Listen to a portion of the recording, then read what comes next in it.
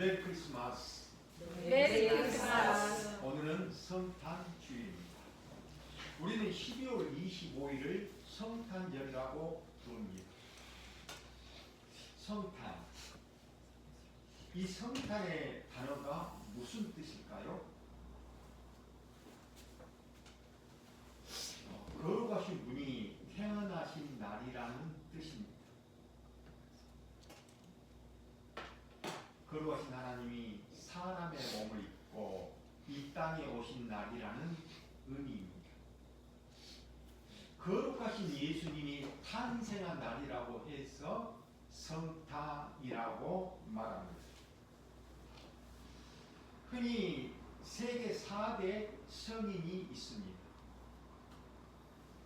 동서양을 막론하고 인류 역사에 아주 막대한 영향력을 끼친 사람들입니다.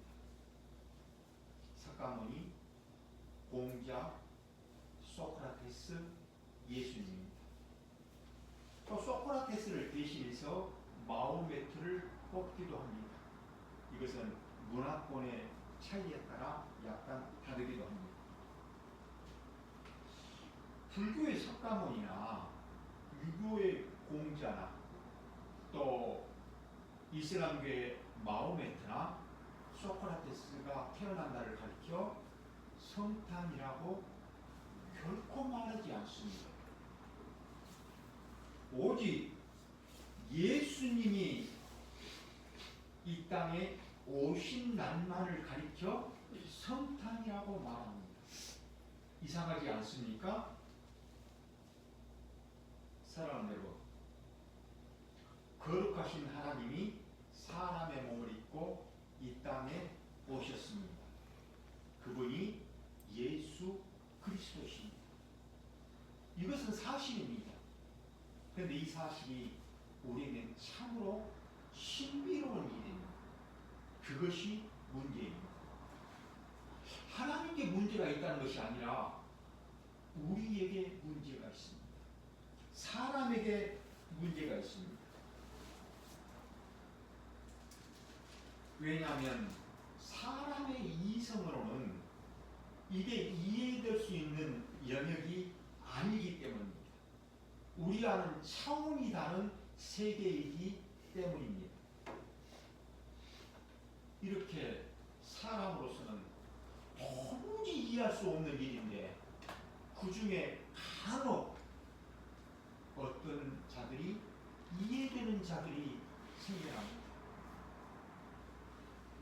도무지 믿을 수 없는 일인 것 같은데 그 중에 간혹 어떤 이들이 믿어지는 사람들이 생겨납니다. 물론 하나님의 은혜 때문입니다. 하나님께서 그렇게 믿어지도록 하셨기 때문입니다.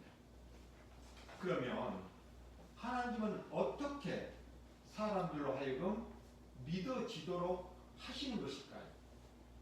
우리 출애굽기 창세기 다음에 있죠. 출애굽기 3장 14절 15절을 우리 함께 보십니다. 출애굽기 3장 14절 15절입니다. 구약성경 85페이지 출애굽기 3장 14절로 15절입니다. 출애굽기 3장 14절로 15절입니다. 출애굽기 3장 14절로 15절입니다. 우리 찾으셨으면 한 목소리로 함께 읽습니다.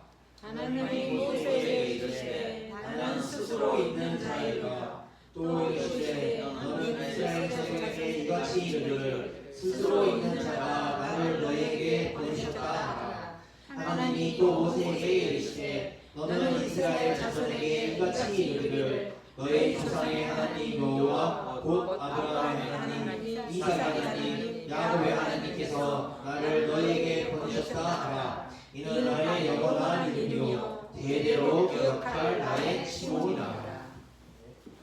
하나님의 이름이 여호와입니다. 하나님의 이름이기 때문에 우리가 높여서 존칭하여 송호라고 말합니다. 그러나 쉽게 말하면 하나님의 이름이 여호와이십니다. 그런데 실제로는 하나님께는 이름이 필요하지 않습니다. 하나님께는 이름이 필요 없습니다. 그런데 사람인 우리에게 하나님을 계시해 주시기 위하여 하나님이 이름을 알려주시는 것입니다. 그런데 그 여호와 이름의 뜻이 스스로 있는 분이시다라는 뜻입니다. 스스로 있는 분은 창조주 하나님 뿐이십니다. 그러면 스스로 존재하는 하나님이 전능하신 창조주 하나님이라는 사실을 하나님은 사람인 우리로 하여금 어떻게 믿어지도록 하시는 것일까요? 어떻게 하나님은 계시하시는 것일까요? 그것은 하나님께서 미리 말씀하시고 말씀하신 대로 이루시는 방법입니다. 하나님께서 미리 말씀하시고 말씀하신 대로 그대로 이루어 주심으로써 하나님이 살아계심을 우리로 알게 하시는 방법입니다. 하나님께서 미리 말씀하시고 말씀하신 대로 그대로 이루어 주심으로 하나님의 뜻을 우리로 알게 하시는 방법입니다. 그러면 하나님은 왜 이렇게 미리 말씀하시고 말씀하신 대로 그대로 이루어 주심으로 하나님의 뜻을 이루시는 것일까요? 이것은 우리의 눈으로 볼 수 없는 하나님을 마치 우리의 눈으로 보는 것처럼 우리로 하나님을 믿게 하시는 방법이기 때문입니다. 이것은 우리의 손으로 만져볼 수 없는 하나님을 마치 우리의 손으로 만져보는 것처럼 우리로 하나님을 믿게 하시는 방법이기 때문입니다. 사랑하는 여러분, 이 하나님의 계시의 중심에 예수 그리스도가 있습니다. 예수 그리스도는 이스라엘 땅에 태어나셨습니다. 이스라엘 땅에서도 베들레헴에서 태어나셨습니다. 예수는 이름입니다. 그런데 이 이름은 사람이 장명하고 지은 것이 아닙니다. 그의 육신적인 부모 요셉과 마리아가 지은 이름도 아닙니다. 그런데 누가 이 이름을 지었습니까? 오늘 보았던 성경 본문 마태복음 1장으로 다시 돌아갑니다. 신약성경 마태복음 1장 신약성경 1페이지입니다. 마태복음 1장 21절입니다. 마태복음 1장 21절 찾으셨으면 한 목소리로 다시 한번 읽습니다. 그들을 아들이 이름을 예수라 하라. 이는 그가 자기 백성을 그들의 죄에서 구원할 자이심이라 하니라. 예수라는 이름은 하나님께서 직접 지어주신 이름입니다. 어머니 마리아가 예수님을 성령으로 잉태하고 있을 때에 하나님께서 하나님의 사자인 천사를 요셉에게 보내서 알려주신 이름입니다. 그러면 예수님이 하실 일은 무엇입니까? 예수님은 자기 백성들을 죄에서 구원해 주실 분이십니다. 구원자라는 의미입니다. 그리스도는 무슨 뜻입니까? 그리스도는 이름이 아니라 지짐, 직분입니다. 기름 부음을 받은 자라는 의미입니다. 구약시대에는 기름 부음을 받은 직업이 세 가지가 있었습니다. 선지자, 제사장, 왕입니다. 이 선지자, 제사장, 왕이 이 자기의 직분, 사역을 시작하기 전에 선지자로부터 기름 부음을 받음으로써 비로소 사명을 시작하게 되었습니다. 예수님을 그리스도라고 부르는 것은 예수님은 이 세 가지의 직분, 선지자, 제사장, 왕의 직분을 혼자 혼자 다 감당하신 분이라는 그런 뜻입니다. 예수님은 선지자이십니다. 구약의 선지자는 하나님께서 직접 택하여 부르셔서 하나님의 뜻과 말씀을 하나님의 백성들에게 그대로 전하라고 시키셨고, 또 하나님의 말씀을 그대로 전한 사람이 선지자입니다. 예수님은 선지자입니다. 예수님은 이 땅에 오셔서 하나님의 뜻과 말씀을 가르쳐 주시고 하나님 나라를 선포하셨습니다. 또한 예수님은 왕이십니다. 구약의 왕은 나라를 다스리고 백성들을 보호하는 그런 일을 하던 사람입니다.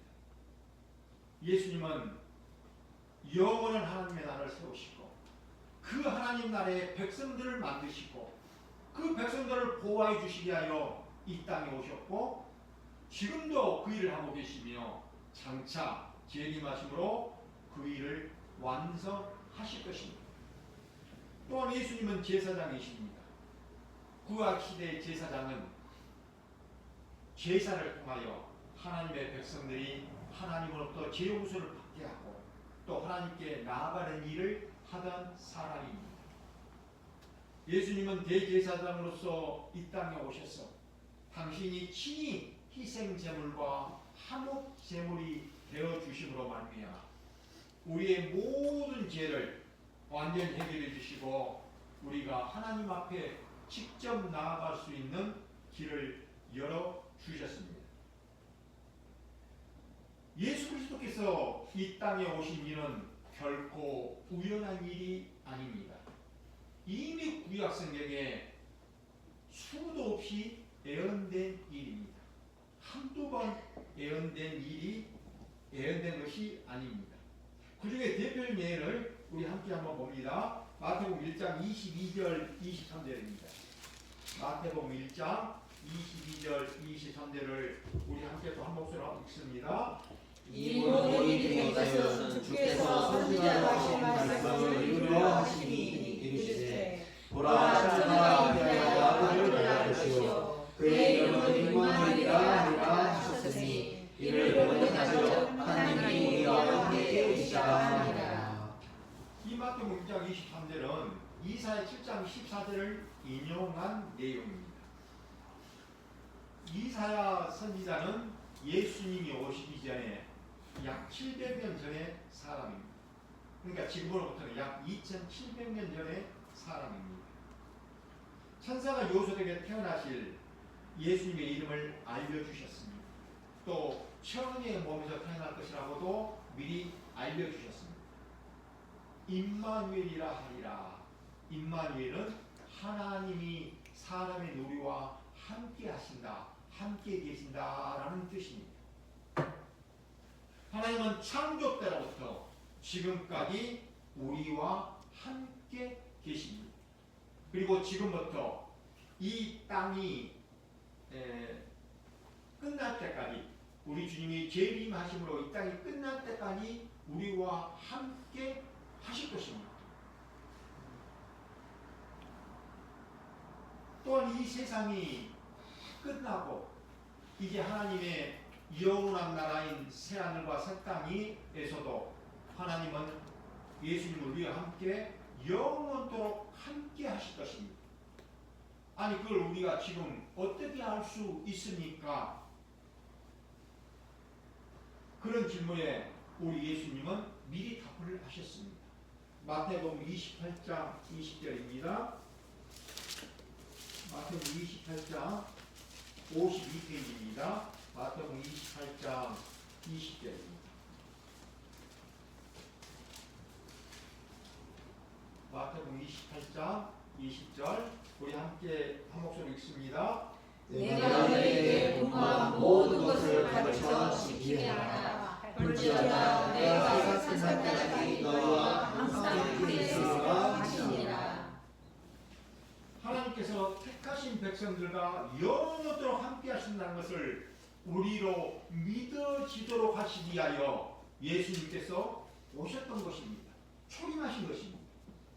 구약의 모든 성경이 예수 그리스도에 대한 예언입니다. 이 구약의 모든 예언들이 예수 그리스도의 초림으로 성취되었습니다. 그리고 예수 그리스도께서 다시 오심으로 재림하심으로 완성될 것입니다. 사랑하는 여러분, 이제 말씀을 마치려고 합니다. 성탄은 우리가 먼저 예수님을 찾은 날이 아닙니다. 예수님께서 우리에게 찾아오신 날입니다. 우리는 예수님을 알지도 못하고 그 예수님의 가치를 알지도 못했기 때문에 그분을 구하지도 않았고 또 그분을 귀하게 여기지도 않았던 사람들이 저와 여러분들입니다. 그런 우리에게 예수님께서 찾아오셨습니다.